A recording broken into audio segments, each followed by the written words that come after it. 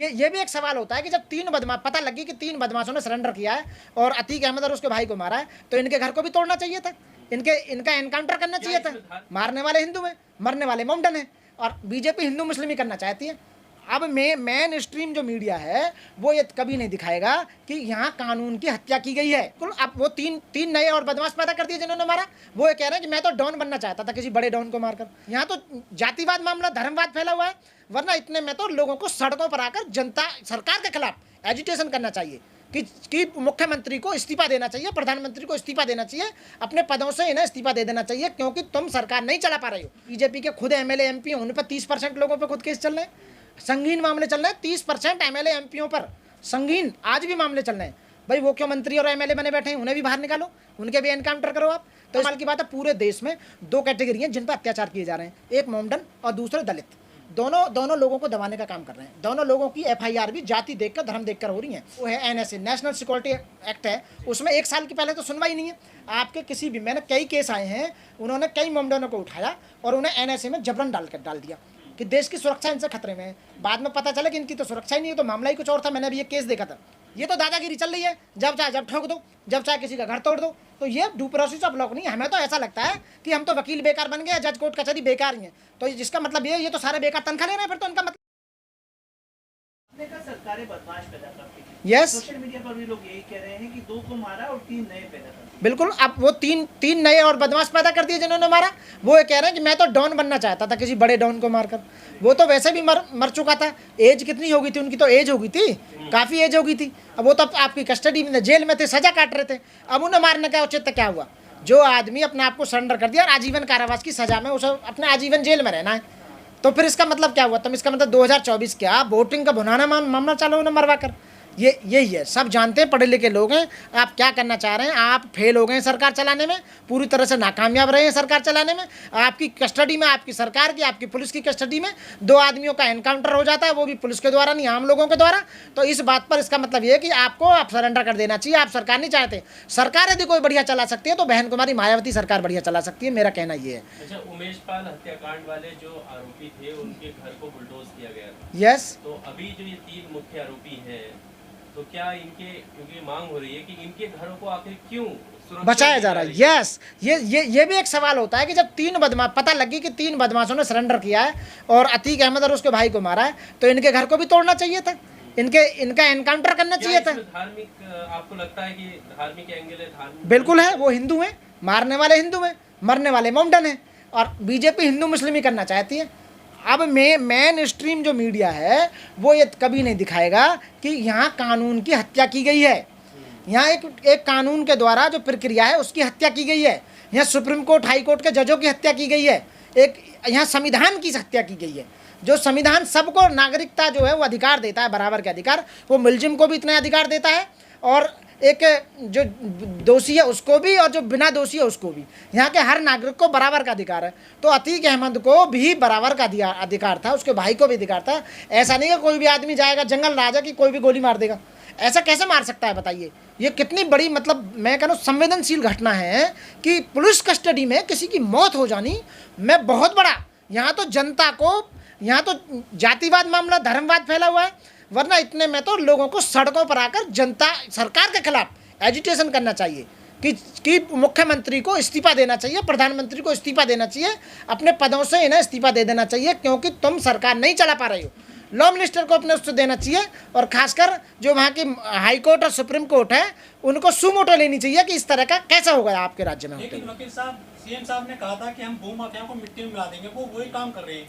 लेकिन बादशाह सिंह, कुलदीप सेंगर और जो धनंजय सिंह, वो भी बहुत सारे भूमाफिया हैं, उन पर क्यों नहीं कार्रवाई करी योगी सरकार? ये बिल्कुल सही आपका सवाल है, क्योंकि वो इसलिए नहीं कर रही, वो बीजेपी से साठगांठ करे हुए हैं।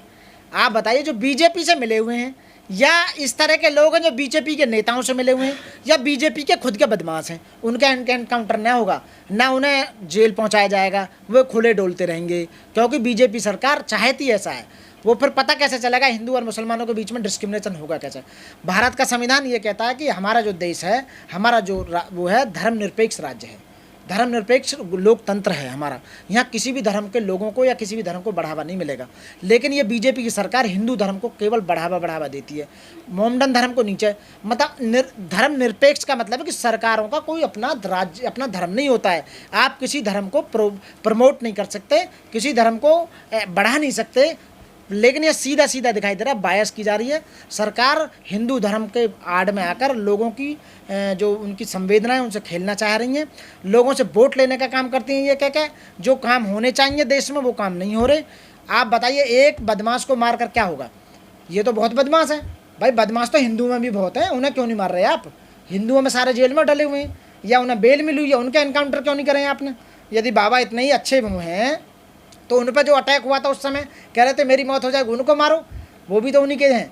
तो अब रही बीजेपी वाले, जो बीजेपी के खुद एमएलए एमपी हैं, उन पर 30% लोगों पर खुद केस चल रहे हैं, संगीन मामले चल रहे हैं। 30% एमएलए एमपीओं पर संगीन आज भी मामले चल रहे हैं। भाई वो क्यों मंत्री और एमएलए बने बैठे हैं? उन्हें भी बाहर निकालो, उनके भी एनकाउंटर करो आप।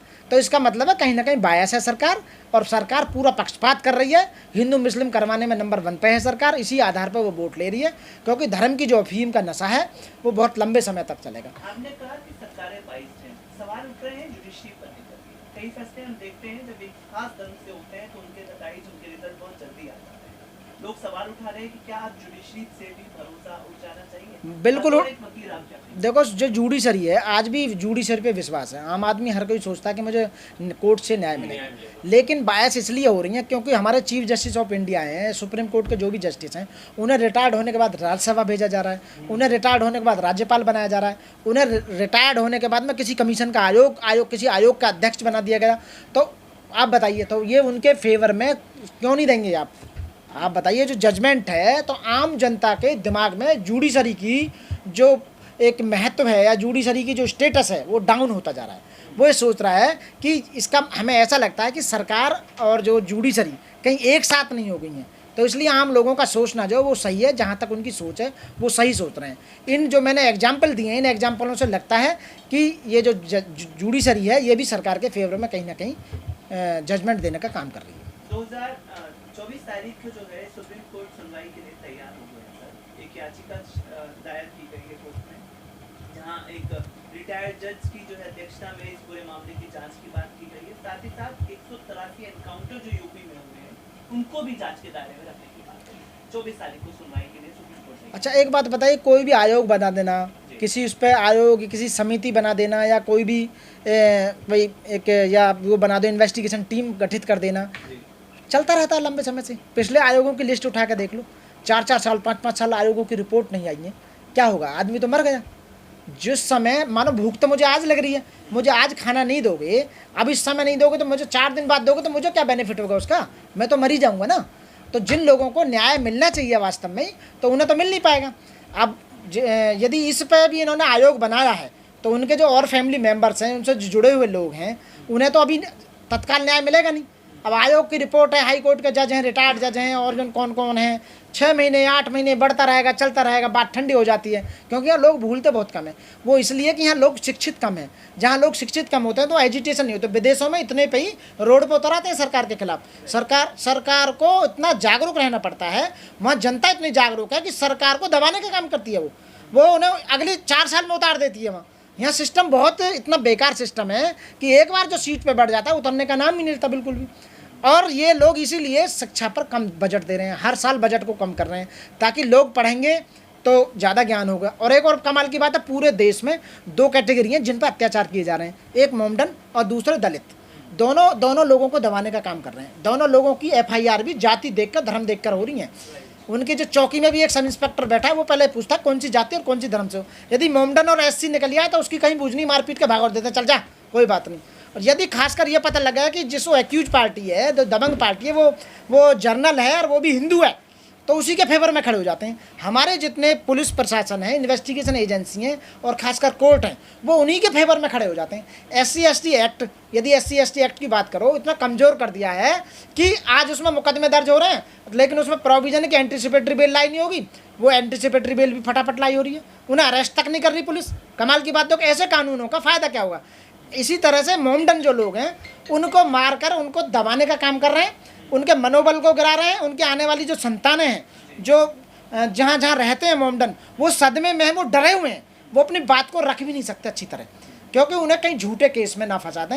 एक वो है NSA, नेशनल सिक्योरिटी एक्ट है, उसमें 1 साल की पहले तो सुनवाई नहीं है आपके किसी भी। मैंने कई केस आए हैं, उन्होंने कई मोमडनों को उठाया और उन्हें NSA में जबरन डाल दिया कि देश की सुरक्षा इनसे खतरे में है। बाद में पता चला कि इनकी तो सुरक्षा ही नहीं है, तो मामला ही कुछ और था। मैंने अभी एक केस देखा था, मैं उसका रेफरेंस दूंगा आपको, बताऊंगा। एक बुजुर्ग आदमी था, उससे 1 लाख रुपए की डिमांड की गई, सब इंस्पेक्टर ने की, वो हिंदू था सब इंस्पेक्टर यूपी पुलिस का, और नहीं तो मैं तुम पे जो गाय सुरक्षा अधिनियम के अंदर कर दूंगा।